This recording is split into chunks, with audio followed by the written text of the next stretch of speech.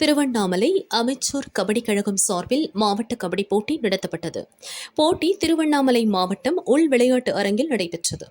திருவண்ணாமலை, வந்தவாசி, கீழ்பெண்ணாத்தூர் உள்ளிட்ட பகுதிகளில் இருந்து 30 அணிகளைச் சேர்ந்த 320 வீரர்கள் ஆர்வமுடன் பங்கேற்றனர்.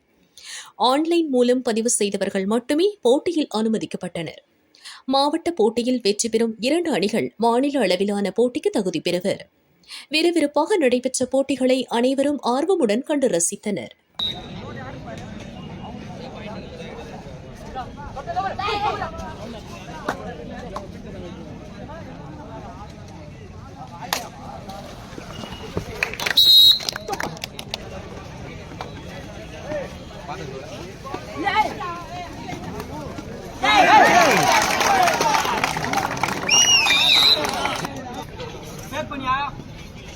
Wait,